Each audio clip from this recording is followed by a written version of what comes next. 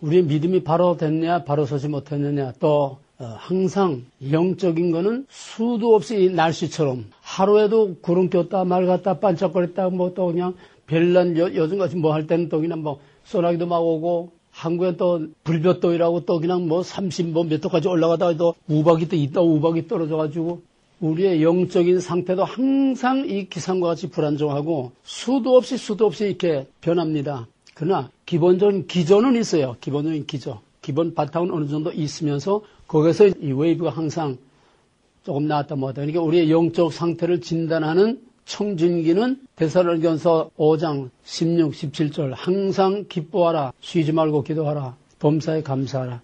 내 마음에 평안과 감사와 기쁨과 사랑이 기본 베이스로 깔려 있으면은 그거는 괜찮은 거예요. 믿음이. 내 마음에 평안이 없고 감사가 없고 기쁨이 없고 항상 뭔가 쫓기는 것처럼 불안하고 안정감이 없고 항상 긴장, 불안, 또 염려, 또 조금 뭐 하면은 짜증, 불만, 원망 이런 것들이 꽉 차 있으면 그거는 마귀가 꽉 차 있는 거예요. 진리란 뭐예요? 진리란 하나님이 내 안에 들어오는 하나님 내 안에서 하나님 되는 게 진리예요. 그 하나님 진리가 너희를 자유케 하려니 하나님이 내 안에 하나님 되시면은 하나님 내 안에 하나님 된다는 건 뭐예요? 하나님의 주권이 내 안에서 하나님의 주권이 나를 다스리는 거. 그러면 내 안에 하나님이 내 안에서 하나님 노릇하고 하나님의 주권적인 통치가 내 안에서 나타나면은 내 안에는 안정될 수밖에 없고 안정과 평안과 감사가 내 안에 뜸들이듯이 자리를 잡히는 거예요. 네, 여러분은 지금 아직 몇 달 안 됐으니까 한 사람 한 사람 보면 전부 다 달라. 전부 다 중구난방이고 다 불안정하고 안정감이 없고 그냥 그 알알이 흩어진 그 구슬알들을 갖다가 이렇게 꿰놓지 않고 그냥 갖다 마는 것처럼 다 불안정해. 그러나 이제 한 2년쯤 지나가면은 그때부터 다 뜸이 들어. 안정감이 생겨. 밑에 중심이 딱 잡히기 때문에 누구든지 다 마음의 평안과 안정이 생겨. 이게 성숙하는 거예요. 그러나 졸업할 때쯤 되면은 완전히 그냥 뜸이 푹 들어버려. 세상에 태풍이 어떻게 불어도 흔들지 않게 뭐냐면 하나님이 말씀과 성령으로 내 안에 임재해 계시는 거예요. 이게 성경 공부한다고 그런 거 아니야. 말씀과 성령으로 내 안에 임재해 계시는 그 훈련을 자꾸 하면서 말씀과 성령이 내 안에 임재해 계시고 말씀과 성령이 내 안에 밑바닥에 항상 깔려 있고 말씀과 성령 안에서 항상 함께 사는 삶이 될 때에 그때 안정이 되고 평안과 감사와 기쁨과 사랑이 넘치게 되는 겁니다. 그래서 이거는 훈련이지 성경 공부 아니에요.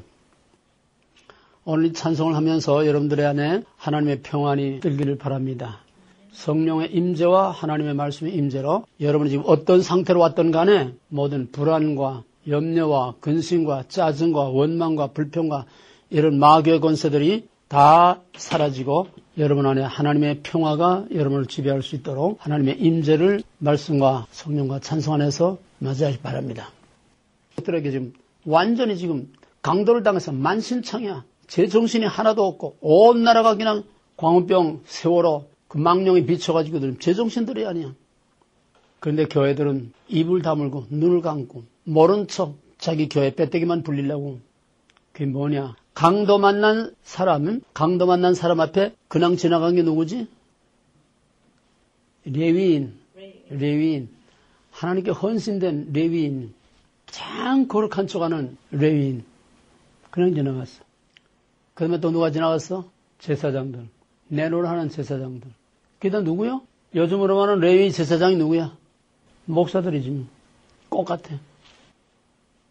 우리는 선한 사마리아인으로서 강도 만난 오늘의 한국, 강도 만난 오늘의 교회들, 강도 만나서 피투성이가 되고 만신창이가 됐는데 교회들이 하나님의 거룩한 백성들이 눈에는 보이지 않으면 영적으로는 강도를 만나가지고 만신창이들이 되어 있는데 속편하게 제배떼기만 두들기고 날마다 푸닥거리만 하고 앉아있는 이런 교회, 이런 다 지옥에 들어갈 쓰레기들이에요. 하나님의 종이라면은 밤잠을 자지 못하고 금식을 하면서 눈물로 이 시대를 위해서 자기 몸을 십자가에 매달아 죽이는 희생의 제물이 돼야 돼. 전부 다 사기꾼들이에요. 내가 나를 자랑하는 말이 절대로 아니라 나는 미국에 올 때까지 양말 벗고 이불 속에서 자본 일이 없어. 목사가 돼서 목회 시작하는 날부터 강대상이 내 방이요. 거기 내 서재요. 거기 내 침실이요. 거기 내 기도실이요. 밥 먹는 거하고 화장실 가는 거하고 밖에 신방 나가는 거 외에는 강대상이 그건 내 집이야. 한 달에 먹는 날보다 굶는 날이 더 많고 반 이상은 금식이야.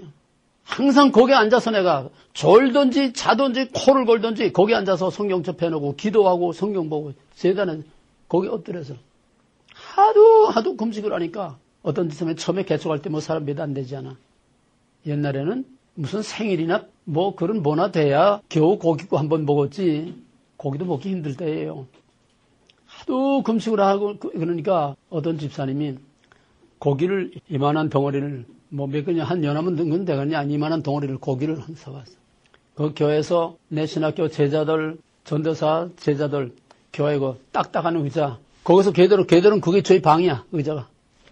난 강대상이 방이고 거기서 밤새 기도하고 기도하다는 건 이쪽으로 붙자고 그리고 고기를 한 덩어리를 가져왔는데 1년 내내 난 한 조각을 못 먹고 말았어. 고기를 먹을 틈이 없어. 죽 먹다가 또 밥 먹을만 하면 또 금식하고 죽 먹다가 밥 먹을만 하면 금식하고 그리고 거기에 있는 애들 조금씩 썰어서 해주다 보니 나중에 난 한 조각도 못 먹었어. 그러니까 그 집사님이 목사님 뭐하러 만날 금식합니까? 정말 못 보겠습니다. 내가 편안하면 너희들이 이리들에 찢겨. 목자가 잠을 자면 어떻게 되겠어 양들이? 이리들에게 다 찢겨 끌려가지 않아. 그렇게 해도 이거밖에 안 되는데 저렇게 속 편하게들 해가지고 양떼들이 어떻게 되겠어? 만신창이게 돼 강도만 나가지고 다.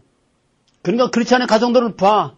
껍데기만 번져야 돼. 알매에 들어가 보면 전부 다 마귀 소굴들이야. 서로 물고 뜯고 싸우고 그냥 미워하고 증오하고 이게 다 강도만 난 거야. 지금은 개개인 말할 것도 없고 세계 모든 교회들이 몽땅 다 강도를 만났어. 우리 대한민국은 강도를 만나도 못해 세월호처럼 통째로 대한민국이 다 지금 침몰해가고 있어. 이런데 속 편하게 찬송이나 부르고 할렐루야 교회 가서 찬양이나 하고 이게 푸닥거리지 이게 뭐예요? 나라와 민족이 몽땅 지금 침몰해가고 몽땅 지금 만신창이가 돼가고 있는데 푸닥거리는 하고 있는 그게 교회예요? 전부 다 심판의 대상들이에요. 현실을 애면한 말씀은 가짜예요. 현실을 애면한 신앙 가짜예요.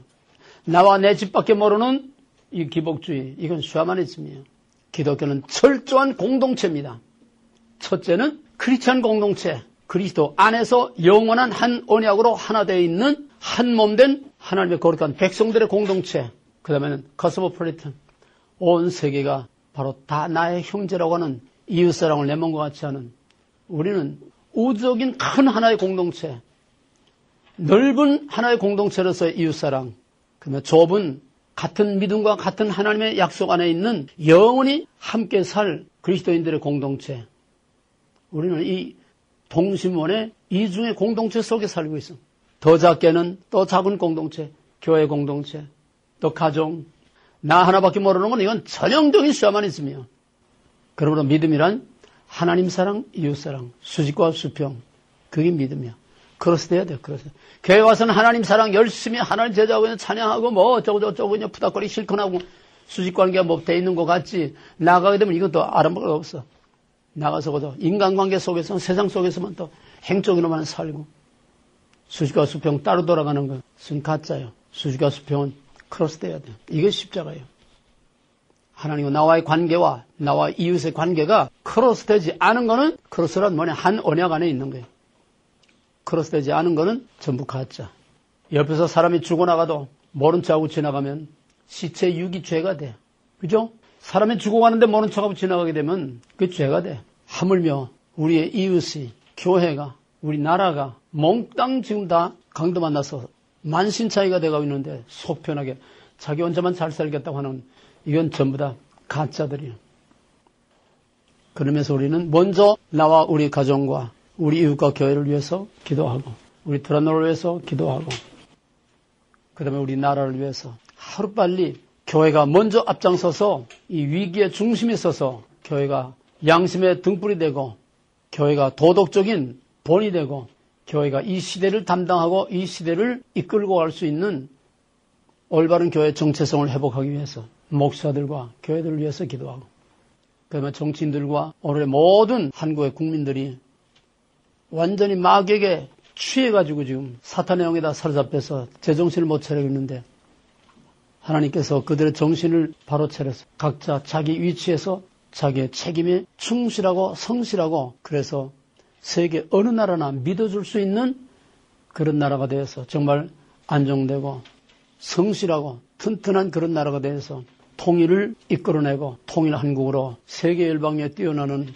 강력한 리더 국가로 하나님이 높이 들어서 온 세계 복음을 전하는 마지막 하나님의 구속사의 절정을 이루는 영광스러운 우리 대한민국으로 쓰임받기 위해서 이 시간 한 목소리 기도하고 이 시간만이 이게 여러분의 기도 제목인데 안전한 선한 매일 이것을 위해서 기도해야 돼. 매일 이걸 위해서 기도해야 돼. 뭐 저거 맨날 벌써 몇 달이야. 5달이 돼가는데 아직도 그걸 적고 앉아있어? 똑같은 기도 제목. 미간의 새이고 손목의 새이고 무설조의 새이고 입 벌렸다 하면 잘 나와야 돼 무조건. 기도하는데 왜 기도를 못하느냐? I'm not okay 아직 안 돼서 그래. I'm not okay 안 돼서 그래. 자기 포기 안 돼서 자존심 때문에 옆 사람 들을까 봐. 왜 소리를 못 질려? 찬송을 잘 부르는데 왜 기도할 때 쑥 들어가서 소리도 못 내? 그 알량한 자존심 뒀다가 뭐 하려고? 자존심 필요 없어. Give it up for God. 뭔지 알아? 그게 뭐야? 그게 뭐야? Give it up for God. 하나님 위해서 자기 주장, 자기 체면, 자기 자존심 다 잘라버리라고 그랬잖아. 기도도 훈련이야, 훈련. 소리 내서 부르짖어 훈련할 때에 마귀가 끼어들 틈이 없고 기도 그런 부르짖을 때에 기도에 힘이 오는 거예요. 네, 시간이 좀 많이 갔습니다. 빨리빨리 할 테니까 정신 바짝 차리고 들으세요. 인간의 기본 위치, 인간의 정체성, 하나님이 본래 인간에게 두신 인간의 정체성은 무엇인가? I'm not okay, you're okay. 인간의 자기의, 인간의 또 자기 주장, 또 다른 말로 말하면 인본주의. You are okay라는 것은 하나님의 의입니다. 하나님이 옳다는 거예요. 하나님이 옳고 나는 하나님 앞에서 감히 내가 옳다고 주장할 수 없는 위치. 이게 뭐냐? 이 먹지 말라가 바로 인간의 하나님과 인간과의 관계의 이 기본 구조를 말해주는 겁니다. 먹지 말라. 하나님 창조주여 너는 내 피조물이요. 하나님 왕이요 너는 내 백성이요. 하나님 오너요 너는 나의 매니저요 에이전트요. 하나님과 인간의 관계는 넘을 수도 없고 넘어서도 안 되는 경계와 구별이 분명히 있어야 된다. 이게 전 성경의 뿌리요, 씨알이요, 기초입니다. 이건 계시록까지 이게 기본 바탕이 깔려나가는 거예요. 모든 성경 여기서부터 나오는 겁니다. 창세기 2장 17절. 이것이 하나님과 인간과의 기본 구조, 하나님과 인간과의 관계의 기본 구조를 옆으로 그대로 눕혀놓은 것이 남자와 여자의 관계라고 그랬어요. 그렇죠? 이건 우열을 말하는 게 아니에요. 책임과 질서를 말하는 겁니다. 그래서 여자는 남자를 돕는 배필로 지었다는 거예요. 하나님과 인간의 구조와 인간과 인간과의 군조. 남자와 여자만이 아니라 모든 인간관계, 모든 사회관계는 다 이 관계로 되어 있어요. 종들아 상전에게 순종하라. 그죠? 다 상하관계. 무슨 노예제도 아니라도 어떤 조직이든지 사회 조직에는 다 나이로 봐도 아래 윗사람이 있고 회사에 가도 아래 윗사람이 있고 나라에도 다 기본 구조가 다 돼. 구조, 조직. 이런 사회 구조 속에서 그 사회 구조 속에 순응하라는 거예요. 근데 오늘은 이게 아니에요. 오늘 한국은 이게 거꾸로 됐어. I'm okay, you're not okay. 하나님께 대해서도 인간이 자기 의를 주장함으로써 you're not okay, I'm okay.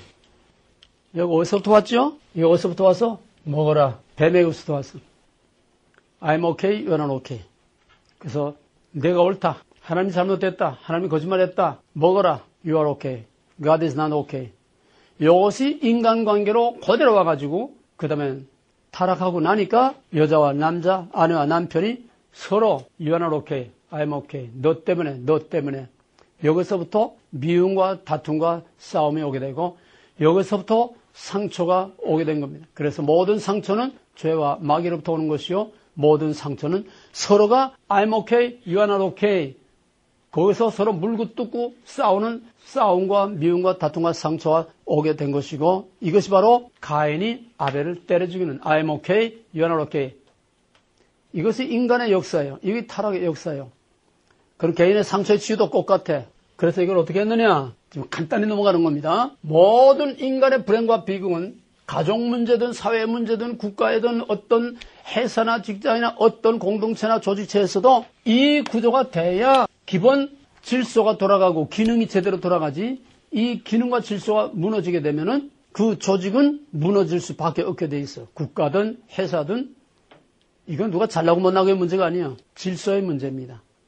근데 이걸 뒤집어 엎어가지고 사탄은 I am okay, you are not okay는 전부 다 파괴하는 사탄의 복음이야. 전부 다 파괴. 내가 잘났다, 내가 옳다. 전부 인간을 붕 띄워가지고 인간을 교만하게 만들어가지고 바람을 집어넣어가지고 내가 잘났다, 내가 옳다, 내 주장대로 해라. 그래가지고 결국은 파괴하는 you are not okay. 파괴야. 다 파괴. 이게 사탄의 역사. I am okay. 그래서 모든 것을 회복하는 길은 인간의 기본 구조, 하나님과 인간과의 관계 기본, 인간과 인간과의 관계 기본으로 돌아가는 거예요. 기본은 어떻게 돌아갔어? 예수님께서 다시 I am not okay, you're okay. 이걸 회복한 거예요. 내 원대로 마옵시고 아버지 원대로 되기를 원하나이다. 당신이 옳습니다. 나는 죽어야 합니다.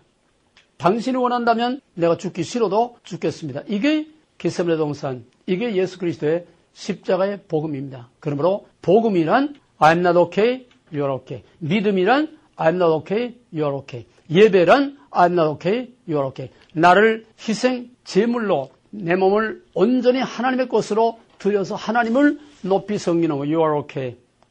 이 간단한 I'm okay나 I'm not okay냐, I'm not okay, you are okay. 언제나 이건 시소처럼 I'm okay 하면 you를 누구든 간에 그 짓밟는 게 상대적이야 전부. I'm okay 하면 내가 알고 하든 의식적으로 하든 무의식적으로 하든 상대방을 짓밟는 거야. You are not okay. I'm not okay 하면은 자연히 시소처럼 상대편을 높이는 거예요. 내가 낮아지면 상대편이 높아지는 거고, 내가 높아지면 상대를 짓밟는 거예요. 이것이 치유의 근본 원인이요. 이것이 바로 예수 그리스도께서 I'm not okay, you're okay. 당신의 뜻대로 이루어지기를 원합니다. 그렇게 할 때에 최초의 모습으로 돌아갔을 때에 하나님께서 그냥 우리는 이 예수 그리스도의 구조 안에 들어감으로써 예수 안에서 나도 I'm okay, I'm not okay, you're okay. 예수와 같은 구조 안에 하나님과 관계에 들어갈 때에 우리는 하나님으로부터, 하나님은 물론 의로우니시가 우리 스스로 하나님 앞에 I'm not okay, 천부의 의지 없어서 손들고 옵니다.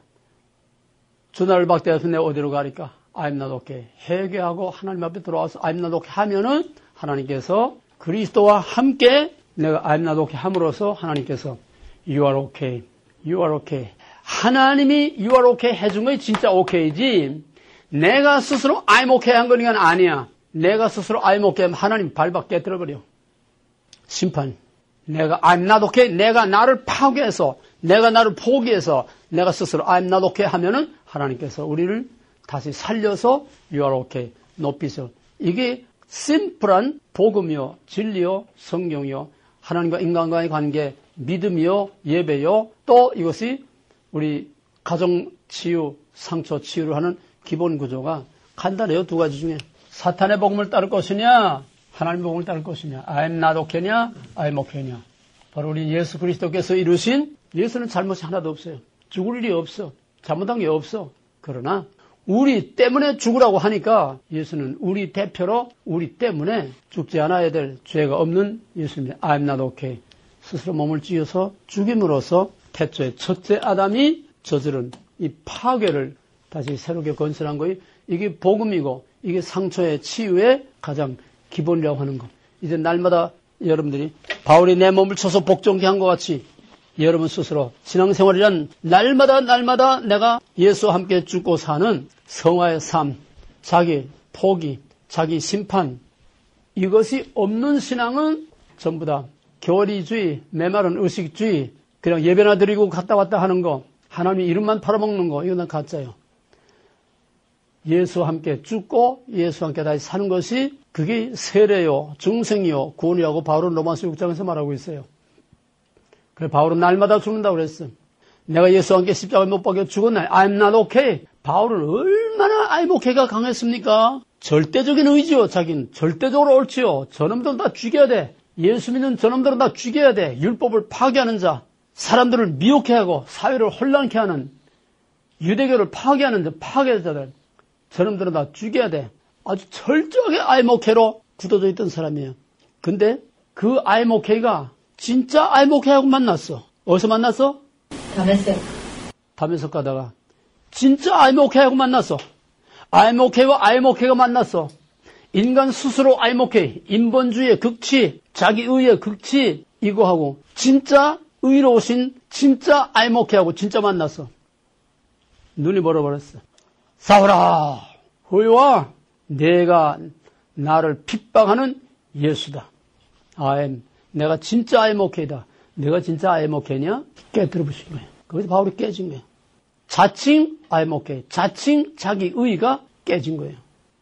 예수 믿는 거는 날마다 예수와 함께 죽는 거. 날마다 함께 예수와 함께 죽는 거. 그런 예수는 뭐하러 믿어? 맨날 그냥 빌빌대고 그냥 어제 죽었어 하고 그냥 끽소리만 하고 그냥 그렇게 비굴해지는 그런 예수 아니에요. 내가 영적으로 내적으로 내가 낮아지고 죽으면은 하나님께서 하나님의 권위로 세워줍니다. 하나님의 권위로 높여줍니다. 그게 진정한 승리예요. 이해가 되겠습니까? 뭐 그런 말을 하자면 그것도 한도 없는 말이니까 지금까지 공부한 거 상처의 치유의 원리 I'm okay로 시작된 죄와 마귀로부터 온 미움과 다툼과 상처와 갈등과 이걸 치유하는 것은 오직 십자가 안에서 예수와 함께 I'm not okay 함으로써만 날마다 I'm not okay 함으로써만 I'm not okay 되는 게 아니요 You are okay가 돼야 돼. 어? 그게 힘든 거야. 참는 것까지는 쉬워. 근데 벨이 꼴리는데도 당신이 참 훌륭해. 오라. 그게 힘든 거야. 자꾸 세워줘야 돼. 자꾸 세워줘야 돼. 우리 볼 거 있어? 볼 거 없는데 하나님께서 우리를 자꾸 높여주고 세워주고 하나님 앞에 낮아지면은 하나님 높여줍니다. 하나님 앞에 낮아져야 하나님 앞에서 높임 받습니다. 잠언 4장 8절에서 그를 높이라. 그러면 그가 너를 높이 들어서 아름다운 관을 씌워주고 너를 영화롭게 하리라.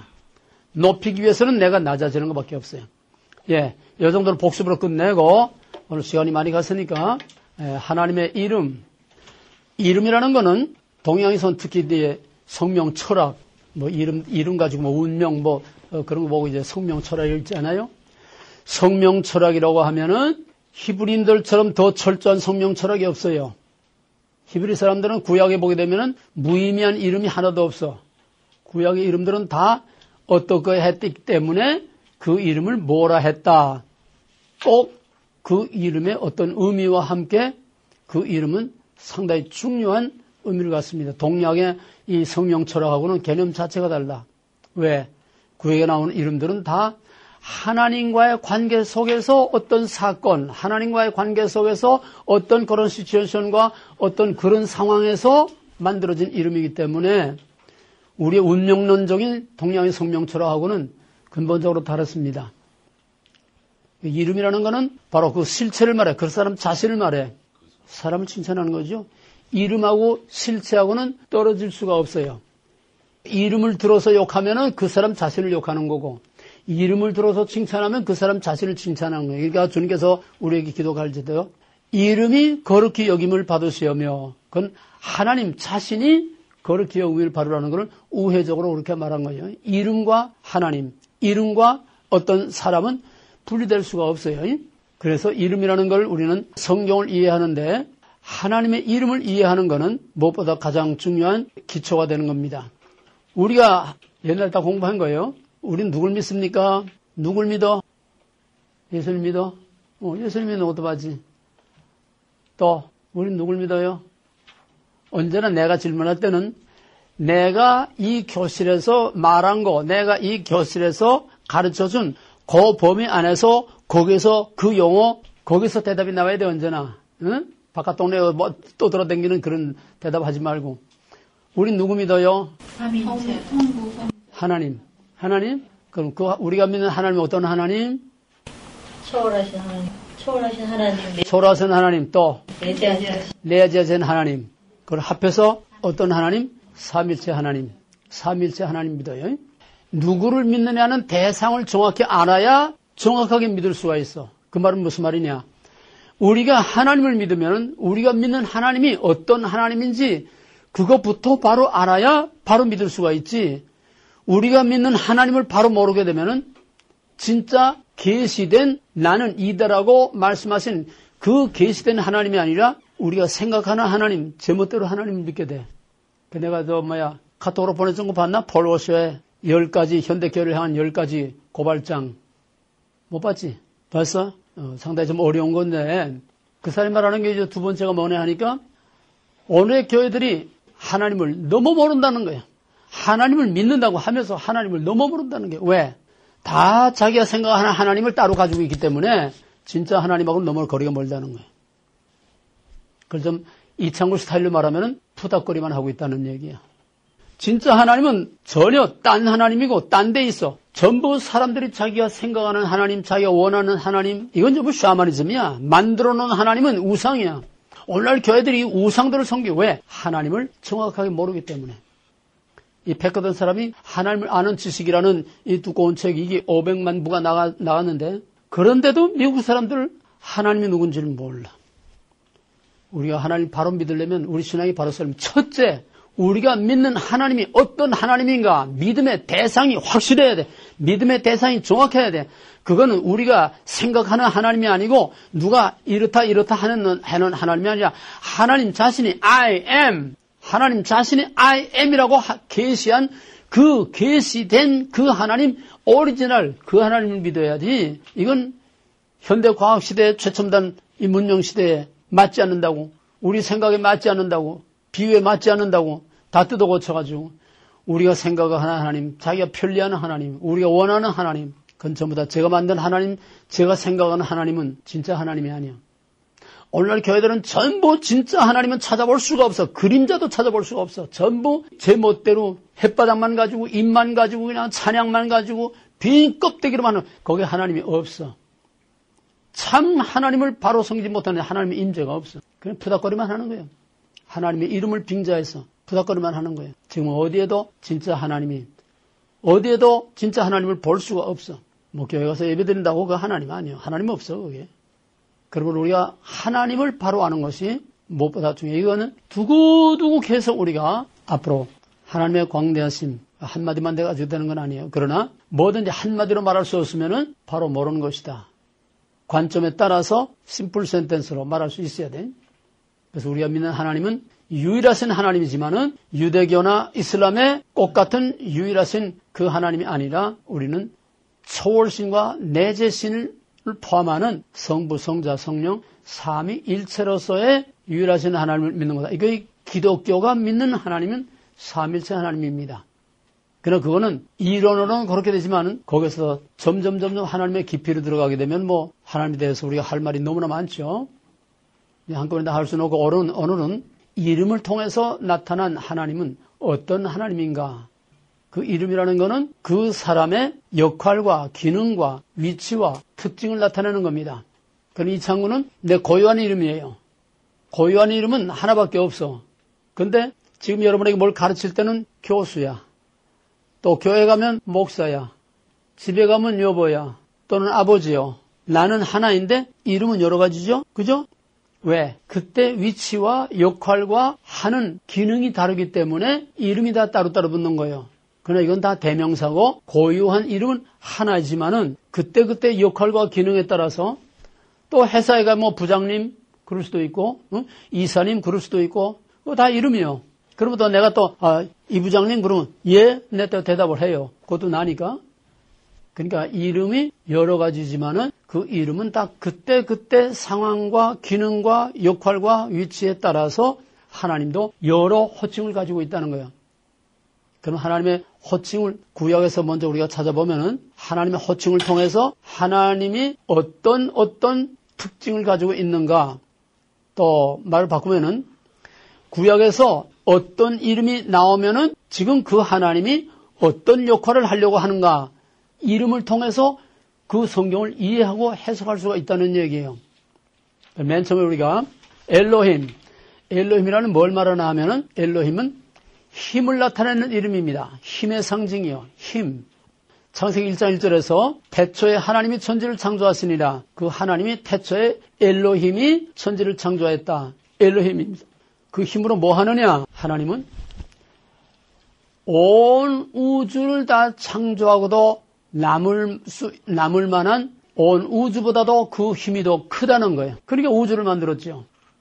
하나님 엘로힘은 힘을 나타내는 이름이다. 그래서 그 힘으로 뭐 하느냐? 첫째, 창조. 하나님이 만물을 만들었으면 하나님이 파괴할 수도 있어요.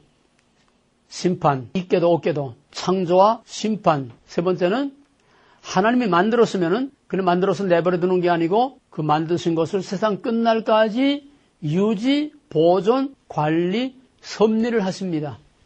모든 자연, 추나 추동, 모든 생태계 하나님이 다 관리하시고 섭리하십니다. 이 매니지먼트 또는 우리의 인간의 개개인의 생사화복, 나라의 흥망성쇠, 인류의 모든 역사 이걸 다 주관하고 섭리하시는 그 힘 없이는 안 돼요. 나라를 움직이는 힘이 있어야 되고 자연을 움직이는 힘이 있어야 되니까 여러분 이제 바다에 가보면은요.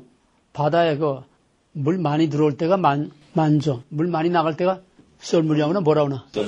썰물. 물 많이 나갈 때는 그냥 바닷물이 쫙 나갔다가 또 물이 많이 들어올 때는 그 뭐라고 그래? 밀물. 아니 밀물 썰물은 나갔다 들어오는 밀물 썰물이고 많이 빠지고 조금 빠지고 또 있어 그거. 예? 절겨. 어쨌든 간만의 차. 조수 간만의 차라고. 근데 그거 뭐 말이 있어. 그 엄청난 이 지구의 바다가 얼마나 커. 그 물들이 다 어디로 갔다가 어디로 오는 건지. 그걸 누가 빨아당겨? 이 엄청난 힘이 어디서 오느냐. 이다 이 만물을 지으신 하나님의 힘에서, 엘로힘의 힘에서 오는 겁니다. 엘로힘은 창조, 그 힘으로 창조, 그 다음에 파괴하는 심판, 그 다음에 섭리, 그 다음에는 심판이 있으니까 구원하는 힘. 애굽을 때려부시고 자기 백성을 이끌어내오는 엘로힘의 창조의 힘으로 애굽의 10가지 재앙을 통해서 그 백성을 이끌어내. 이게 엘로힘의 힘의 뒷받침이 없이는 그런 엄청난 홍해를 가르고 만나를 내리고 반석에서 생수를 내고 이거 전부 다 엘로힘의 능력으로 하는 거예요. 힘으로. 그다음에 다섯 번째는 언약의 보증. 약속의 보증이라는 약속의 담보. 하나님께서 아무리 약속을 해도 그 약속을 이루어 줄 수 있는 힘이 뒷받침되지 못하면은 그 약속은 빈 껍데기예요. 우리가 집을 산다고 계약을 해. 그럼 덮어놓고 그냥 계약하는 게 아니에요. 은행에서 이 사람에게 론을 주면 론을 갚을 만한 뒷받침이 있는지, 인감이 있는지, 그만한 재산이 있는지, 뭔가 재력이 뒷받침이 돼야 집을 살 수 있는 계약을 할 수 있지. 뒷받침이 없으면 힘의 뒷받침 없이는 아무것도 할 수가 없어요. 그러니까 하나님의 약속을 우리가 믿을 수 있다는 것은 엘로힘의 어마어마한 우주 전체보다도 더 큰 힘이 뒷받침되고 담보가 되고 있기 때문에 우리는 하나님의 모든 약속을 믿을 수 있는 겁니다. 자, 엘로힘으로 뭐 해요? 엘로힘은 무슨 하나님의 어떤 이름이라고? 힘을 나. 힘. 그 힘으로 뭐 해요? 창조, 또 심판, 또 섭리, 또 유지, 구원, 또 언약의 보증. 힘으로 이 5가지를 받침해 주는 것이 엘로힘입니다. 만약에 하나님의 이름이 안 만나도 엘로힘의 힘을 나타내는 이게 없다고 하면은 그 믿을 거에 못 돼요. 물론 하나님이 여러 가지는 아니에요. 이 이름을 통해서 하나님의 특성을 지금 나타내고 있는 거래요. 그 다음에 엘로힘은 하나님의 고유한 이름이 아닙니다. 이 보통명사예요. 보통명사라는 것은 여러 가지에 다 사용될 수 있는 그런 이름이에요. 아버지, 여보, 그 보통명사예요. 아버지는 집에 들어가면 내가 아버지지만은 아버지는 나만 아버지지 아니에요. 또 딴 사람도 아버지고 마찬가지로 이 엘로힘이라는 건 하나님에게만 사용되는 게 아니라 이방신들에게도 사용되고 또 재판장에게도 사용되고 또는 천사들에게도 사용이 됩니다. 그럼 창세기 6장에 보게 되면은 하나님의 아들들과 사람의 딸들이 거기 이제 원어로는 엘로힘의 아들들과 사람의 딸들이 서로 시집가고 장가가고 부패와 타락됐다 이렇게 나오는데 심지어는 주석에서까지도 엘로힘의 아들들과 사람의 딸들을 뭐라고 번역을 하냐면 천사의 아들들과 사람의 딸들이 시집가고 장가갔다. 이렇게 되어 있는 주석도 있어요. 왜? 엘로힘이 천사도 말하고 재판장도 말하고 이방신들도 말하고 그러니까 엘로힘은 하나님의 고유한 이름이 아니라 힘을 나타내는 이름일 뿐이지 이방신들에게도 사용된다. 그러면 이걸 어떻게 분별해야 되느냐, 어떻게 구별해야 되느냐. 이건 창세기 1장 1절에 들어가서 다시 하겠지만은 우선은 앞뒤 문맥을 봐서 이것이 이방신들을 말하는 엘로힘인지 천사를 말하는 건지 재판장을 말하는 건지 앞뒤 문맥과 상황을 봐서 우선 판단을 해야 되고 좀 더 엄격히 말하면은 이제 문법적으로 이제는 창세기 1장에 들어가서 보게 되면은 이건 엘로힘이라는 거는 엘의 복수입니다. 복수예요. 그러면은 하나님이 복수입니까? 단수입니까? 하나님 복수의 단수예요. 유일하신 하나님이죠? 근데 왜 하나님 복수, 엘로힘, 복수 이름을 썼을까?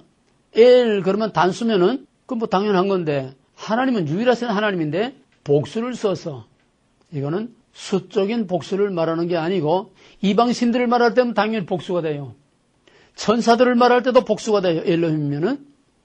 그러나 하나님께 사용될 때는 복수의 개념으로, 숫자적인 복수의 개념으로 사용되는 게 아니라, 하나님의 위대하심과 크심을 나타내는 이걸 장엄복수라고 합니다. 하나님의 위대하심과 크심을 나타내는 거지 숫자적 복수를 말하는 건 아니에요. 하나님이 뭐 여러 하나님이 합해서 하나님 된 게 아니에요. 근데 창세기 1장 1절에서 태초에 엘로힘이 하늘과 땅을 창조했다. 그래서 어떤 주석학자는 이거는 성부, 성자, 성령, 삼위일체를 나타내는 거다. 그렇게 된 주석이 많이 있어요. 삼위일체 정의, 삼위일체란 다 같이 동일본의 세 인격, 예, 동일본의 세 인격, 세 인격의 관계는 구별되되 비분리, 비분할, 비혼합. 구별되되 비분리, 비분할, 비혼합. 분리될 수도 없고 섞일 수도 없고 구별되지만은 분리되는 게 아니다는 거야. 성부, 성자, 성령은 분리될 수가 없어. 그럼 무슨 말이냐? 성부, 성자, 성령이 따로따로 세 하나님이 될 수 없다는 거예요. 그렇게 되면 어떻게 되느냐? 성부, 성자, 성령이 따로따로 분리되면은 삼신론이 돼. 세 하나님이 돼. 그러면 삼신론 이단이 되는 거예요. 또 그렇지 않으면은 성부, 성자, 성령이 한 하나님인데 성부, 성자, 성령이 따로따로 돌게 되면은 머리 셋 달린 괴물이 되는 거예요. 삼일체는 참 이해하기 어려운 거지만은 우리가 그저 입으로 애는 대로 분리될 수도 없고 또 섞일 수도 없어. 서로 흡수될 수가 없어. 성자가 성부에 흡수될 수도 없고 성자가 성령에 흡수될 수도 없고 성령은 성자가 아니고 성자는 성부가 아니고 서로 구별되되 완전히 분리될 수도 없고 서로 혼합될 수 없다. 뭘 말하려고 하는 거냐? 엘로힘이 만약에 숫자적인 복수 하나님이면은 세퍼리 된 거야. 성부자상 성령이. 그죠? 세퍼리도 되니까 복수가 되는 거지. 하나님에게는 복수를 사용할 수 없어. 그러나 이제 창세기 1장 26절 오게 되면 우리가 사람을 우리의 형상을 따라서 남자와 여자를 이렇게 만들자. 우리가 사람의 우리의 형상을 따라서 남자와 여자를 만들자. 이때 우리는 삼일체를 말하는 겁니다. 그럼 분리되지 않고도 성부사자 성령이 한 뜻으로 우리의 형상을 따라서 삼위일체를 말하는 거예요. 그거는 그건 좀 어려운 거니까 거기 가서 다시 하기로 하고 어쨌거나 엘로힘은 복수 명사로 되어 있지만은 하나님에게 숫자적인 복수를 말하는 게 아니라 하나님의 위대하심을 나타내는 그런 뜻에서 엘로힘이라는 이 복수 명사를 사용하고 있다고 하는 것. 그 다음에 엘로힘은 힘으로 만물을 창조하신 창조의 하나님이기 때문에 창세기 1장은 창조장입니다. 창세기 1장은 엘로힘이란 이름만 사용됩니다. 창세기 1장은 엘로힘이라는 이름만 사용돼요. 그 자유신학의 문서를 말하는 사람들은 이거를 이문서라고 그래. 엘로힘 문서라고 그래요. 왜? 창조는 전적으로 엘로힘의 힘으로 창조를 했기 때문에 창세기 1장에만 엘로힘이라는 단어가 31번 나옵니다. 전적으로 창조와 관계된 힘을 나타내는 이름이에요. 그 다음에 엘로힘은 누구를 대상으로 사용할 때에 이 엘로힘이라는 이름이 사용되나 하면은 엘로힘은 마땅히 창조의 하나님의 이름이기 때문에 모든 피조물들, 모든 열방, 모든 이방 나라들에 대해서 사용할 때는 엘로힘이라는 하나님이라는 이름으로 사용됩니다. 근데 이제 엘로힘이 구약에서 엘로힘을 우리말로는 하나님이라고 번역되어 있어요. 구약에서 엘로힘, 태초에 하나님이 천지를 창조하시냐. 구약에서 엘로힘은 하나님이고, 그럼 구약에서 하나님 하는 거하고 신약에서 또 오늘 우리들이 하나님 하는 거하고는 개념이 좀 달라요. 구약에서는 확실하게 하나님의 호칭을 이렇게 구별하고 있습니다. 그 역할과 기능과 그 상황에 따라서 그래서 구약에서는 하나님 하면은 엘로힘을 지칭하는 거예요. 그러나 신약에 와서는 이젠 삼위일체가 확실하게 드러났기 때문에 신약 시대에 와서 우리가 하나님 할 때는 엘로힘을 말하는 게 아니라 성부, 성자, 성령 삼위일체 하나님을 총칭하는 겁니다. 통칭. 이해가 되겠어요? 우리가 하나님 하는 거는 성부, 성자, 성령 삼위일체 하나님을 말하는 거고 구약에서 엘로힘 할 때는 구약에서 하나님 할 때는 엘로힘, 그 엘로힘을 지칭하는 이름으로 사용되는 것이다. 구별되겠습니까? 그래서 구약에서 엘로힘 할 때는 모든 이방 나라, 이방 민족들에게 사용될 때는 엘로힘이라는 이름으로 사용하고 있습니다. 다 하나님의 피조물이라는 거예요. 하나님이 그 나라 흥망성쇠를 다 주관하는 그런 면에서 엘로힘, 하나님 하면은 이방 나라. 또 그 다음에 하나님 하면은 하나님의 그 힘으로 뭐 해? 힘으로 뭐 해? 힘으로 뭐 해요? 아까 5가지 나왔잖아요. 하나님 힘으로 뭐 해? 창조. 또 그 힘으로 심판. 그러니까 심판을 할 때는 엘로힘이라는 이름이 나옵니다. 왜? 하나님이 창조하신 그 힘으로 파괴한다는 거예요. 하나님의 이름이 구약에서 엘로힘이 나올 때는 이방 나라들에 대한 또는 심판을 말할 때에 엘로힘이라는 이름이 사용된다는 겁니다. 이방 나라 모든 열방들에게 사용된다. 그 다음에요, 엘로힘의 생략형 또는 엘로힘의 단수형 엘은 다른 이름들과 서로 결합이 돼서 합성어를 이룹니다. 그건 이제 뒤에서 보겠어요. 중요한 것만 합시다. 그러면 엘리온, 이거 이제 합성어예요. 이거는 엘로힘, 엘리온, 이거 합성어입니다. 그걸 이제 생략형으로 엘로힘. 그 뭐냐? 지극히 높으신 하나님. 창세기 14장에서 아브라함이 자기 조카 롯이 세일 사람들에게 사로잡혀 갔을 때에 자기에게서 길륜 자를 끌고 올라가서 소돔 사람들과 자기 조카 또 그 빼앗긴 물건들을 다 이제 찾아가지고 올 때에 멜기세덱에게 아브라함이 11조를 바치니까 멜기세덱이 아브라함을 축복하면서 거기에 나오는 말이 지극히 높으신 하나님. 바로 이 멜기세덱이 사용한 말입니다. 이거 지극히 높으신 하나님을 말하는. 그 다음에 엘로이, 영어는 간단히 넘어갔어요. 많이 사용되지 않으니까. 엘로이는 뭐냐 하면은 창세기 16장에서 여기 성경 구조를 잘못했어요. 셋째 줄 가운데 그 셋째 줄에 엘라엘로이 그 원어 있고 라고 불렀다. 그리고 가로에 그 7-14로 되어 있는데 그거 지우고 16장 14절입니다. 16장 14절 그걸 고치세요. 그건 뭐냐 하니까 하갈이 이제 큰덱 작은덱 쌈이 붙어가지고 사라인데 이제 구박을 받으니까 쫓겨났어요. 쫓겨나서 광야에서 이제 목마라 다 죽게 되고 방송되고 안에 하나님께서 그 눈을 열어서 샘을 보게 하셨는데 그때 이 하갈이 감격해서 나 같은 이방 계집, 애굽 사람 아니에요?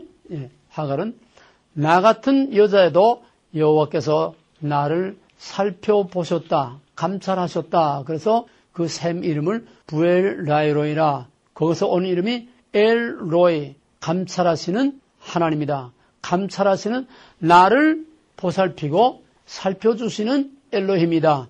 거기서 나온 것이 엘로이 합성으로 됩니다. 영어는 그냥 간단히 넘어가고 중요한 거는 엘로힘, 두 번째는 엘샤다이, 이것도 합성어입니다. 엘샤다이. 엘샤다이라는 이름을 우리 성경은 전능의 하나님으로 번역이 되어 있어요. 근데 전능의 하나님 하면은 거기에 걸받는 이름이 뭐예요? 엘로힘. 전능의 하나님 하면 걸맞는 이름이 뭐예요? 뭘 생각하게 돼? 엘로힘을 생각하게 되지? 그럼 엘로힘을 우리말로 전능의 하나님 하면 앞뒤가 딱 맞는데 이건 좀 뭐 기억이 안 맞아요, 점이. 그러면 여기 엘샤다이를 전능의 하나님 번역한 거는 히브리 구약 성경, 구약은 본래 히브리니까 히브리 구약 성경을 헬라어로 번역하는 70인요. 거기에서 전능이라는 판토크라토, 거기에서부터 이제 유래하기 시작해서 영어 성경들도 그 예에 따라서 전능의 하나님, Almighty God을 이렇게 번역을 하고 있습니다. 사실 전능의 하나님하고 어울리지 않는, 엘샤다이하고 어울리지 않는 그런 이름이에요. 엘샤다이란 뭐냐? 엘샤다이의 그 의미를 보게 되면은 언약을 세우시는 하나님의 이름입니다. 그거 또 달아요. 엘샤다이는 성경에서 언약을 세우실 때 사용되는 의미야. 그러면 누구하고 언약을 세웠어요? 구약에서 맨 처음 누구하고 언약을 세웠을까? 아담의 것은 아직은 안 나와서 이건 계시의 점진수 때문에 구약에서 언약하면 당연히 아브라함이죠. 예. 아브라함과 언약을 세울 때에 나는 전능의 하나님이라 아브라함에게 이제 아들을 주겠다고 약속할 때에 창세기 17장 1절에서 처음으로 나는 엘샤다이라 I am 엘샤다이 이렇게 처음으로 하나님 자신이 자신을 계시하신 이름이 바로 엘샤다이입니다. 이 엘샤다이가 어떤 때 사용되는 이름이냐? 언약을 세울 때 사용되는 이름이다. 이거는 의미로 말하는 거예요. 그래서 아브라함, 이삭, 야곱, 즉 언약의 하나님으로 나타날 때에는 언제나 아브라함과 이삭과 야곱은 언약의 하나님으로 나타납니다. 아브라함과 세운 언약을 또 아브라함이 이제 그다음에 이삭에게 또 같은 언약을 다시 갱신하고 또 야곱에게 같은 언약을 그냥 아브라함 언약이 이삭, 야곱으로 계속 이어져 내려가는 거예요. 그래서 언제나 아브라함, 이삭, 야곱 하면은 엘샤다이라는 이름이 항상 붙어 다닌다는 거예요. 나중에 예언서에 들어와서도 너의 조상 아브라함과 이삭과 야곱의 하나님 그건 엘샤다이를 말하는 거예요. 엘샤다이는 무슨 이름이라고? 언약을 세우실 때 사용되는 이름이다. 언약을 세우시는 하나님의 이름이다. 그 다음에 여기 이제 이게 사실은 하나님의 이름이 용어를 하고 나서 맨 나중에 하나님의 이름을 하게 돼 있던 건데 그래서 요거 조금 내가 이걸 용어 전에 이걸 앞으로 당겼기 때문에 여기서 배우지 않은 단어가 이제 나와요. 거기 밑줄 친 부분들 보게 되면 언약을 세우시는 하나님의 사랑, 언약을 세우시는 하나님의 이름은 엘샤다이, 언약을 세우실 때 나타나는 사랑은 아하브입니다. 언약을 세우실 때 나타나는 하나님의 사랑을 아하브라고 그래. 아하브. 언약을 세우실 때 나타나는 하나님의 사랑, 언약을 세우실 때 사용되는 하나님의 이름은 엘샤다이. 엘샤다이로서 언약을 세우실 때 사용되는 사랑은 아하브입니다. 그리고 언제나 엘샤다이와 아합은 항상 붙어 다녀야 돼요. 아합은 언약을 세우시는 하나님의 사랑, 또 엘샤다이는 언약을 세우시는 하나님, 그래 붙어 다닙니다.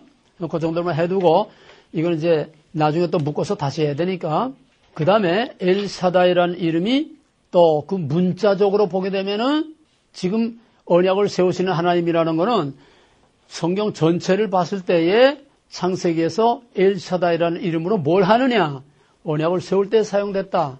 그런 의미로 말하는 거고 문자적으로 그 문자가 가지고 있는 샤다이라고 하는 그 이름, 엘이라는 건 엘로힘이니까 샤다이라고 하는 이름은 뭐냐? 그건 세모라는 건 셈과 함과 야벳. 그죠?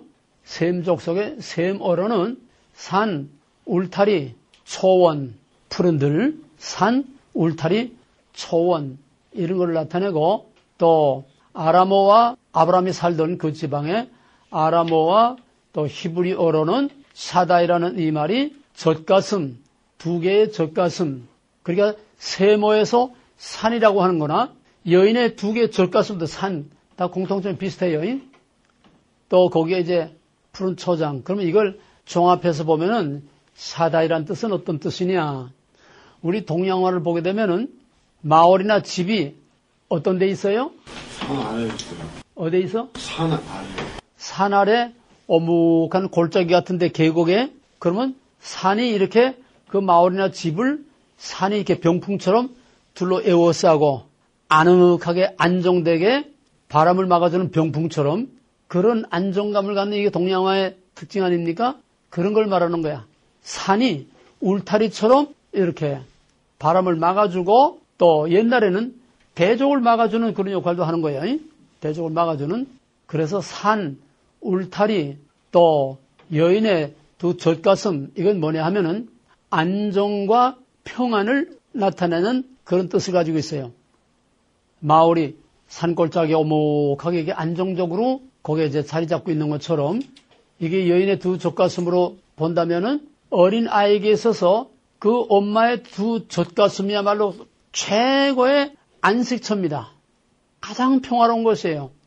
애들이 맨날 울다가도 어디가 뭐 아프거나 뭐 넘어지거나 뭐 어디 뭐 무섭거나 막 그냥 자잘하게 울다가도 그 엄마가 가슴에 꼭 안아주면은 애가 울음을 그치고 거기서 평안과 안정을 얻고 거기서 새근새근 잠이 들어요.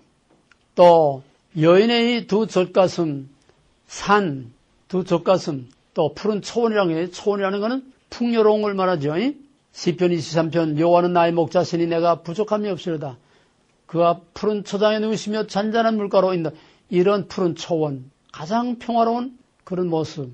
그게 어린아이에게 있어서는 어머니의 두 젖가슴이 어린아이에게는 그런 푸른 초장과 같이 또는 두 산으로 이렇게 나를 에워싸고 있는 것 같은 안정감을 주는 그런 하나님의 평안을 나타냅니다. 이걸 재해석하면은 하나님은 자기 백성을 낳아서 하나님의 넓은 가슴에서 하나님의 큰 넓은 가슴에서 우리를 품어서 가장 평안하게 안정적으로 우리를 지켜주시고 보호해주시고 또 거기서는 풍성한 젖이 흘러나옵니다. 다윗의 시편 24편과 똑같은 거예요. 풍성한 젖이 나와 가장 평화롭고 안정되고 풍성한 젖이 나와. 그래서 하나님께서는 자기 백성을 이 샤다이라는 이름만 가지고 보면은 자기 백성을 낳아서 당신의 품에 품어서 안정하게 모든 대적으로부터 위험으로부터 막아주고 하나님의 신령한 생수와 신령한 양식으로 흡족하게 공급해주고 하나님의 품에 있으면은 이런 안식을 얻는다고 하는 그런 의미를 갖고 있는 것이 샤다이라는 뜻입니다. 그런데 그 샤다이가 어떤 샤다이냐? 엘로힘이라는 거예요. 하나님의 힘으로 우리를 안정하게 하나님의 힘으로 우리를 부족함이 없게 풍요롭게 공급해주는 그런 어머니의 모습을 보여주는 것이 바로 샤다이라고 하는 엘샤다이가 갖고 있는 두 개의 의미입니다. 그럼 엘샤다이는 우리가 두 가지로 생각하면 돼요. 첫째는 언약을 세우시는 하나님의 이름이다. 언약을 세우시는 하나님은 어떤 하나님이냐? 자기 백성을 낳아서 품어서 보호하고 부족함이 없게 풍요롭게 먹이 입히고 보호해서 지켜주시는 시편 23편과 같은 그런 모성적인 그런 하나님의 모습을 보여주는 것이 엘샤다이라고 하는 그 이름이 갖고 있는 하나님의 특성입니다. 그러면 세 번째로 여호와 또는 야하웨. 원래 고대 히브리어는 자음만 있고 모음이 없었습니다. 자음만 있고 모음이 없었어요. 그냥 그 당대 사는 사람들은 습관적으로 우리가 뭐 어린애들 뭐 문법 공부해가지고 말을 합니까? 말부터 먼저 배우지요? 말부터 배우고 글을 보게 되면 글을 저절로 읽게 돼. 그리고 고대 히브리어는 자음이 없고 모음만 있었지만은 저희들끼리는 그 모음을 이때는 이렇게 읽고 저때는 어떻게 발음하고 모음 발음을 다 알고 있어서 다 통했는데 AD 70년 예루살렘이 파괴되고 나서 온 세상으로 흩어져서 디아스포라 온 세계에 흩어져서 몇백 년을 살다 보니까 결국은 언어가 글자로는 남아있는데 사용을 하지 않으니까 다 잃어버려서 글자는 있는데 뭐라고 발음하는지를 몰라. 그래서 언어를 상실했어요. 그러나 문서는 있으니까 그래서 AD 7, 8, 9세기경에 와가지고서 히브리 구약 학자들이 약 200여 년 동안에 그 당시에 모든 사본들을 다 이렇게 수집을 해서 그거를 비교하고 연구하고 또 서로 이제 재편집을 해가지고서 가장 완전한 그런 모범적인 사본을 만들었는데 그거를 마소라 사본이라고 합니다. 그 마소라 사본이 지금 구약 사본 중에는 가장 권위 있는 사본으로 그건 뭐 더 이상 논의의 여지가 없는 그러니까 구약에서 최고의 권위 있는 사본은 마소라 사본입니다. 이 마소라 사본을 만드는 과정에서 모음을 그때 이제 만들어 붙였어요. 점, 짝대기 뭐 이런 걸 해서 마소라 학자들이 모음을 만들어서 붙인 것들이 오늘날 여기도 가끔 이제 나옵니다만은 여기 여호와는 여기 이제 영어 그 원어는 여기 뭐 점도 있고 뭐 건배종 이렇게 막대기도 있고 이렇게 요건 이제 만들어 붙인 겁니다. 나중에 원래는 이 밑에 모음이 없었어요. 근데 이거를 우리는 히브리어 모르니까 영어식으로 이렇게 표기를 한 겁니다. 히브리어는 오른쪽에서 왼쪽으로 읽는데 이 영어는 왼쪽에서 오른쪽으로 표기한 거예요. 히브리어하고는 반대로 쓴 겁니다. 순서가. 그러니까 영어의 Y자가 히브리어로는 맨 오른쪽 여드가 되는 거예요. 여드. 이거를 우리는 야하웨, 야훼 또는 진짜 원래 오리지널 발음을 직역하면은 예헤바. 이거 말하는 건 V도 아니고 그러니까 이거는 영어의 V하고도 다르고 우리나라 비읍받침하고도 다르고 이거는 히브리어가 갖는 또 독특한 발음인데 그냥 우하고 부하고 그 사이 우하고 V하고 그 사이 워 그러니까 예호와 참 발음이 힘들어요. 근데 이거를 야훼라고도 있고 또는 야하웨라고도 있고 여러 가지 읽지만은 우리는 일반적으로 지금은 어떤 이 학문적인 그런 게 아니고 관습상 야훼라고 쓰는 거는 주로 자유주의 신학 계통에서 야훼라고 씁니다. 보수 계통에서는 여호와라고 주로 쓰고 있어요. 근데 뭐가 옳고 뭐가 그런 건 아니에요. 이렇게도 발음할 수 있고 저렇게도 발음하고 본래는 야훼입니다. 본래는 야훼. 이건 뭐냐? 이거는 하나님의 본명입니다. 엘로힘이라든지 다른 이름들은 하나님 자신이 I am이라고 하나님 자신이 계시한 게 아니에요. 그러나 이 야훼라는 이름은 하나님 자신이 나는 야훼다. 나는 여호와다. 하나님 자신이 계시하신 이거는 하나님의 고유한 이름입니다. 진짜 하나님의 본명이에요. 이는 어디서 나오나 하니까 출애굽기 3장에서 그러니까 창세기의 하나님은 처음에는 창조의 하나님으로 엘로힘이 나오고 그 다음에는 17장 이후에는 엘샤다이라는 이름으로 나옵니다. 이게 창세기에서 제일 많이 사용된 건 엘샤다이죠. 그러니까 창세기의 하나님은 엘샤다이, 족장들의 하나님은 엘샤다이. 그 다음에 출애굽 오게 되면 이름이 바뀌어요. 왜? 하나님의 역할이 달라지니까. 이젠 본명이 나타나는 거예요. 하나님의 본체가, 본 정체성이 나타나는 거예요. 그게 뭐냐 하니까 저렇게 들어가지고 모세를 불러서 이제 내가 너 애굽에 들어가서 아브라함과 언약한 내 백성을 거기서 이끌고 나오게 하리라. 아니, 난 못합니다. 난 지명수배 받은 살인자입니다. 들어가면 죽습니다. 뭐 그런 말은 없지만은 하여튼 난 못 갑니다. 난 말도 못하고 못 갑니다. 그러니까 내 지팡이를 던지라. 뱀이 돼서 내 손 오편에 내 요구를 넣어라. 문병에 내서 이래도 못 가? 할 말이 없으니까 할 수 없이 가기는 가는데 너는 바로에 가서 내 백성을 내놓으라고 해라. Let my people go. 내 백성을 내보내라. 가서 바로에 가서 그렇게 말해라. 그러니까 심부름을 하는 사람은 누가 나를 보냈다는 걸 말을 해야 돼. 응? 그러니까 누가 나를 보냈다고 할까요? 나를 보내는 당신은 누굽니까 도대체?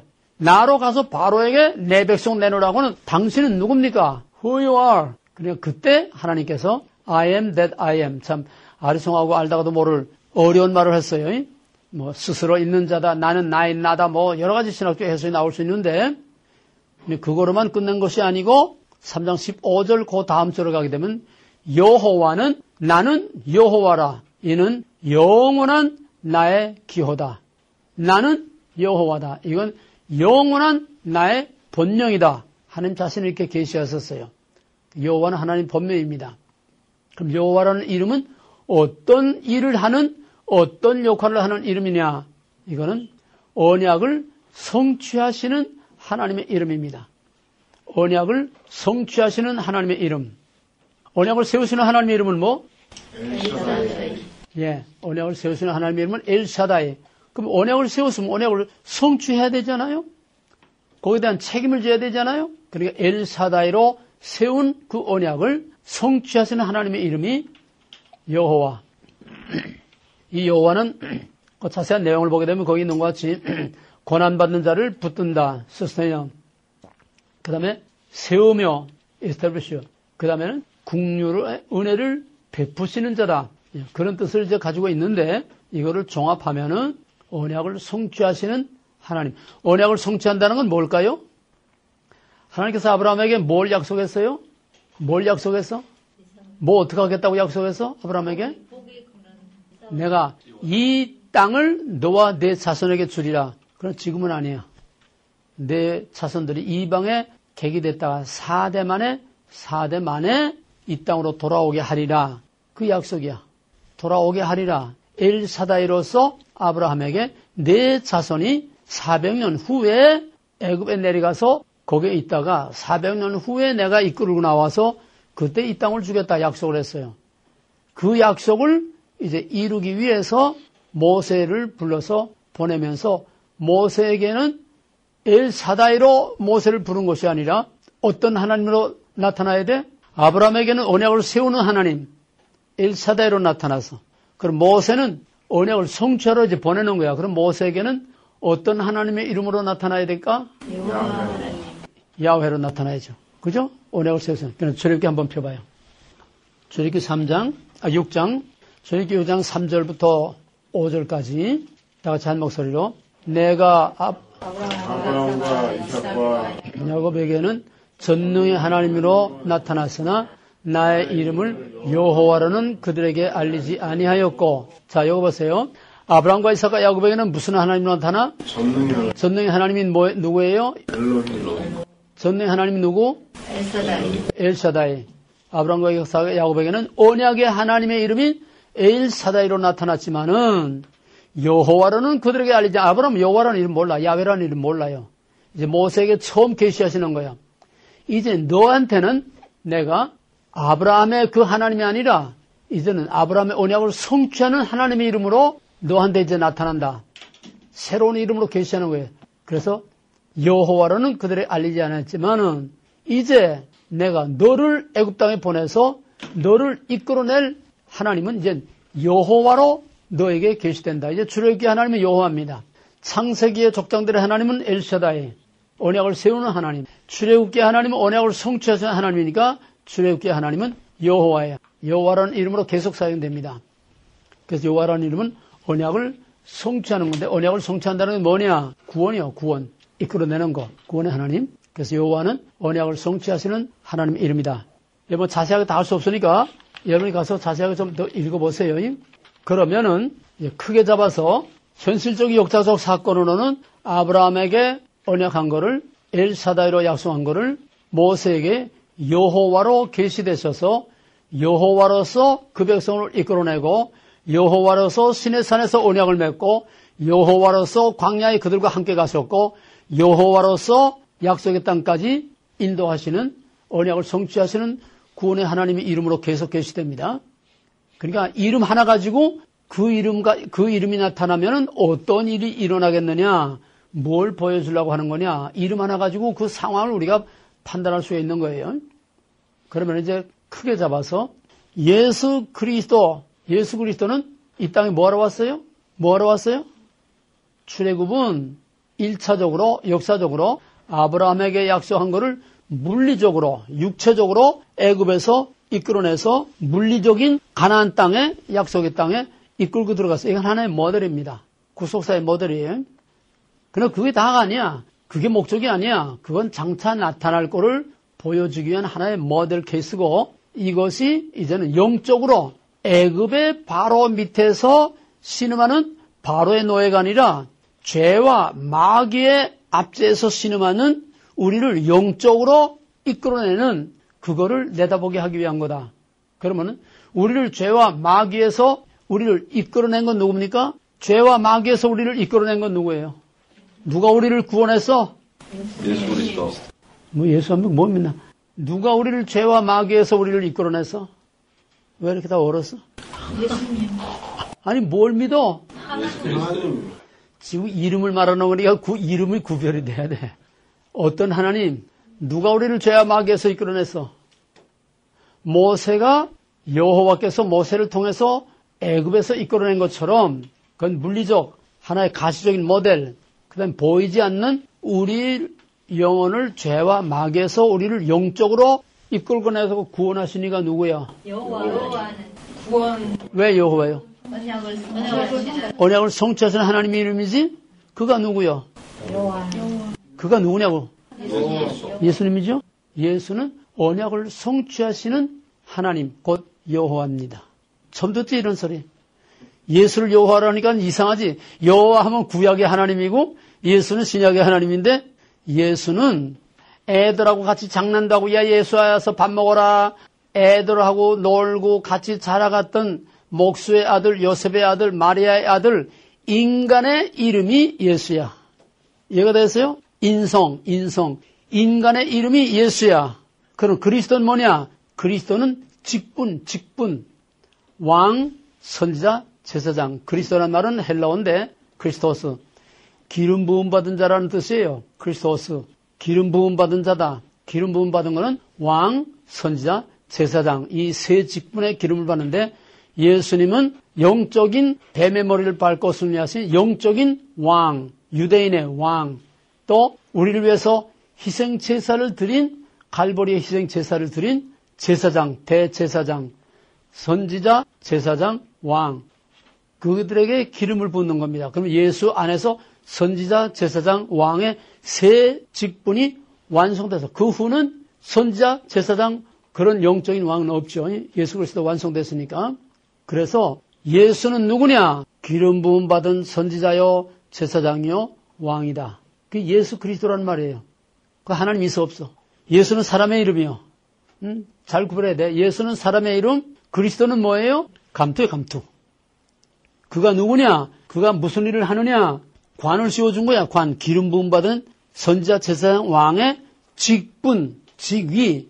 그러니까 기름 부음 받은 선지자요, 제사장이요, 왕인 예수. 예수 그리스도는 그거야. 거기 하나님의 이름이 있어 없어. 예수의 하나님의 이름이 뭐야 그러면? 예수의 신적 호칭이 뭐냐고. 예수의 하나님의 이름은 여호와예요.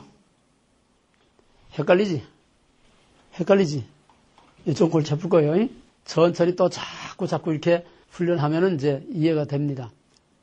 삼위일체 하나님이시지만은 구원의 기능과 역할로 볼 때는 언약을 성취하시는 하나님이 출애굽에서는 모세를 통해서 이끌어내셨지만은 우리를 죄와 마귀에서 영적으로 구원하는 데는 인간 예수, 모세 대신 인간 예수를 통해서 여호와께서 우리를 이끌어내신 거예요. 예수 그리스도의 신적인 이름, 그건 여호와요. 인간의 이름은 예수. 그의 직분은 그리스도. 구별됩니까 이제? 확실히 구별돼? 이제 한 가지 알아도 정확하게 알아야 돼. 예수는 인간의 이름이야. 그리스도는 그가 무슨 일을 하느냐? 그의 직분, 그리스도, 예수가 하는 역할, 직분을 말하는 게 그리스도고 예수의 진짜 신적인 이름은 언약을 성취하시는 하나님 여호와입니다. 이건 좀 이해가 어렵고 좀 헷갈리겠지만은 무조건 그렇게 심어놓으세요, 이제부터. 성자 하나님은 어떻게 또 예수님을 여호와 하나님으로 구약에는 아직 성부, 성자, 성령이 완전히 분리가 안 됐기 때문에 여호와 하면은 그냥 그저 구약의 하나님 이렇게만 생각하는데 이게 점점 오면서 성부, 성자, 성령 분리되기 때문에 예수가 구원의 역할을 할 때 언약을 성취하신 역할을 할 때는 여호와로서 구원을 하셨다는 거예요. 여호와는 언약을 성취하시는 하나님의 이름이기 때문에 좀 어려운 겁니다 이게. 예, 시간이 많이 갔습니다. 그럼 아도나이 하나만 더 하겠어요. 아도나이는 뭐냐? 간단해요. 이거는 로드, 영어로 로드입니다. 그러면 하나님의 이름 중에 이 아도나이, 로드라는 거는 왜 사용하며 어째서 이런 이름을 사용하느냐? 아도나이 사용하는 이름은 간단해요. 유대인들은 하나님을 아주 너무 쉽게 얕잡아봤어요. 요즘 크리스찬들 같이 너무 하나님을 얕잡아봤어요. 그냥 하나님 이름을 함부로 막 불러대. 내 이름을 망령되 잊고지 말라. 그냥 하나님의 이름, 여호와 이름을 그냥 망령되 그냥 막 함부로 불러댔어. 뭐 우상을 섬기면서도 별짓 다 하면서도 그냥 여호와요, 여호와요 마서 거짓되게 하나님의 이름 부르고 그러다가 이제 된통 얻어맞고서 바벨론의 포로로 사로잡혀 갔어. 하룻강아지 법무서도 모른다고 할아버지 상투 잡고 막 그냥 놀던 그런 보장머리 없던 유대인들이, 히브리인들이 하나님의 꿈도 꿀 수 없고 상상도 할 수 없는 할례받지 못한 이방 오랑캐에 사로잡혀 가서 거기서 포로 생활을 하다 보니까 여호와라는 이름이 그렇게 함부로 불러댈 이름이 아니오. 두렵고 떨리는 이름이야. 그죠? 이게 본능이니까. 날더러 우리 애들이 창구야 그러면 그냥 버리장머리씩 철다고는 없을 때 그렇게 부르다. 나한테 한번 된통 얻어맞으면 내 이름 부르겠어? 못 부르지. 그럼 어떻게 돼? 아버지 이렇게 불러야 될 거 아니야. 거기서 나온 대명사가 로드라고 하는 주라고 하는 이 대명사가 이제 하나님께 심판을 받고 나니까 그 여호와의 이름을 함부로 부를 수 없는 두려고 떨리는 하나님의 본명이다. 그래서 그때로부터 바벨론 포로 시대부터 여호와의 이름을 부르질 못했습니다. 그전까지는 모세오경밖에 없었어요. 그 밖에 구약 성경은 다 바벨론 포로 때부터 그걸 수집해서 편집해서 기록하면서 나머지 구약들을 만들기 시작했는데 거기서 나온 것이 이제 서기관입니다. 성경을 기록하는 서기관들이 나와서 성경을 기록하다가 여호와라는 이름이 나오면은 지금까지 쓰던 붓을 꺾어버리고 가서 몸을 씻고 정결한 옷을 갈아입고 와서 여호와라는 이름을 새 붓으로 쓰고 여호와라는 이름을 한 번 쓴 그 붓으로는 다른 얘기를 쓰지 않고 그 붓을 꺾어버리고 또 다른 얘기를 쓸 때는 그만큼 여호와라는 이름 자체를 두려워했어요. 어려워했어요. 하물며 부르질 못해. 그러니까 쓰기는 여호와라고 야훼라고 써놓고 읽기는 아도나이라고 읽은 겁니다. 무슨 말인지 알겠어요? 예? 내 이름이 이창구 있으면 우리 아들이 읽다가 이창구라고 읽지 않고 아버지 이렇게 읽는다는 얘기예요. 그만큼 포로기 이후에는 여호와의 이름을 감히 직접 대놓고 부를 수가 없어서 쓰기는 야훼로 써놓고 읽을 때에는 아도나이라고 이렇게 읽었다는 얘기예요. 이해가 되겠습니까? 이것이 관례가 돼가지고서 마소라 사본에서도 마찬가지로 그 이후 계속 전통적으로 여호와라는 이름을 직접 쓰지 않고 아도나이라고 로드라고 이렇게 썼습니다. 모든 영어 성경은 다 로드로 되어 있어요. 근데 우리나라는 유일하게 우리나라 성경만은 지금도 여호와라는 이름이 그냥 사용되고 있습니다. 왜냐하니까 우리나라 성경은 한글 개역 성경은 미국 RSV, Revised Standard Version, 미국 표준 성경 그거를 번역했기 때문에 미국 표준 성경에서는 유일하게 RSV에서 제호바라는 이름을 그대로 사용하고 있었습니다. 그걸 그대로 우리는 여호와로 한글 성경에 번역을 했어요. 그러다가 이것이 이제 문제가 돼가지고서 그 출처가 이제 이 여호와라는 이것이 어디서 쓰여지기 시작했느냐 하니까 여호와의 증인의 새 세계 번역 성경 또 천주교 소수사본 여기서 성경 두 족보 했지? 신약 성경 두 족보 신약 성경 두 족보 뭐요? 공인본문과 수정본문 또 다른 말로 다수사본과 소수사본. 그러니까 이 여호와라는 이름이 소수사본에서 헬라화에 된 그들이 사용하던 것을 또 여호와의 증인이 저희들의 성경을 만들면서 새 세계 번역 성경이라는 여호와의 증인 성경을 만들면서 거기서 여호와라고 썼고 그러니까 이게 잘못됐다. 그래야 신학계에서 들고 일어나니 왜 RSV만 여호와라는 이름을 쓰느냐. 나머지 성경은 히브리 전통에 따라서 다 이렇게 아도나이로 쓰고 있는데 로드로 쓰고 있는데 그래서 나중에 리바이스 스탠다드 버전이 이게 뉴 아메리칸 스탠다드 바이블로 다시 바뀌면서 이제 제호바라는 게 빠지고 로드라고 썼습니다. 근데 우리 한국 개역 성경은 여전히 여호와라는 이름으로 쓰고 있는데 우리 한국 성경에서도 표준 새 번역 우리 한국 성경에서도 표준 새 번역에서는 이거를 여호와라는 그 말을 주라고 이렇게 바뀌었다고 그래요. 내가 직접 보지는 않았지만은 그러니까 우리가 전통적인 관례에 따라서 여호와의 이름을 함부로 불러대는 제상계명을 범하지 않도록 우리는 여호와의 본명을 거룩하게 구별해서 주라고 부르는 게 난 사실 옛날에 이걸 몰랐을 때는 사실 못마땅했어요. 주라는 거는 신약에서도 선생님 보고도 주요, 종이 상전 보고도 로드 주라고 그랬고 하나님의 호칭이 아니거든. 어떻게 하나님에게 이게 주라고 하느냐 못마땅했는데 그 역사적인 유래를 보면은 히브리인들이 감히 하나님의 본명을 직접 불러댈 수 없어서 제상계명을 범할 수가 없어서 이렇게 하나님을 경외하는 그런 의미에서 이제 로드라고 대명사를 썼다. 그리고 우리도 그 전통을 따르는 것이 마땅합니다. 여호와의 이름을 함부로 불러대는 것은 하나님의 이름을 욕되게 하는 그런 제상계명을 범할 우가 있다는 겁니다. 오늘까지 여기까지만 하나님의 이름에 대해서만 오늘 했습니다. 기도합시다.